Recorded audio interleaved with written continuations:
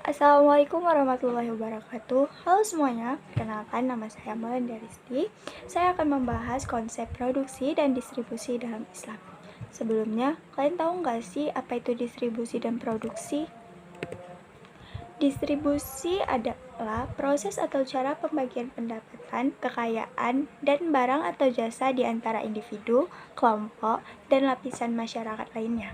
Sedangkan produksi adalah kegiatan atau proses yang menghasilkan barang atau jasa untuk memenuhi kebutuhan manusia yang dilakukan sesuai dengan prinsip-prinsip ajaran agama Islam.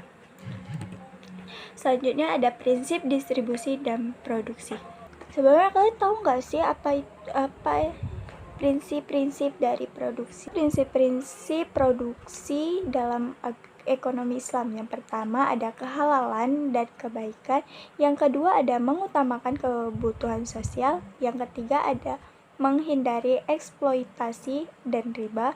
Yang keempat ada berkelanjutan dan ramah lingkungan. Dan yang terakhir ada kewajiban membayar upah dan keadilan. Adapun faktor-faktor yang mendukung produksi dan distribusi. Faktor produksi dalam Islam yang pertama ada tanah atau al-aradah, yang kedua ada tenaga kerja atau al-amal, yang ketiga ada kewirausahaan atau al-ijtihad, yang kelima ada modal. Di dalam distribusi juga memiliki beberapa faktor. Yang pertama ada zakat, kedua wakaf, ketiga hibah atau pemberian, dan yang terakhir ada infak atau sedekah. Di dalam konsep distribusi dan produksi ini memiliki tujuan. Tujuan dari distribusi dalam ekonomi Islam yaitu untuk memastikan adanya pembagian kekayaan yang adil atau merata dalam masyarakat.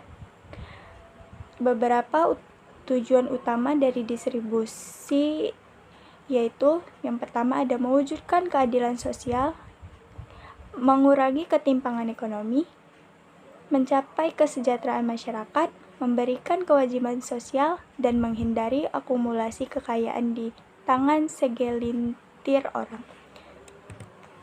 Ada juga tujuan produksi dalam ekonomi Islam. Tujuan produksi dalam ekonomi Islam yaitu untuk menghasilkan barang dan jasa yang memanfaatkan bagi umat manusia dengan tetap mempertahankan prinsip-prinsip moral dan sosial.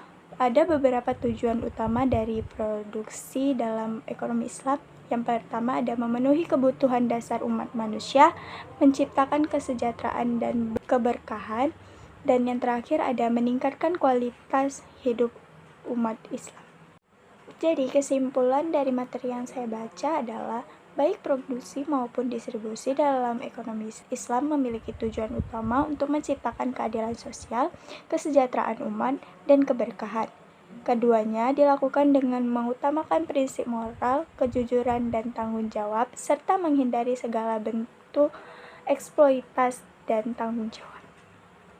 Sekian dari saya. Assalamualaikum warahmatullahi wabarakatuh.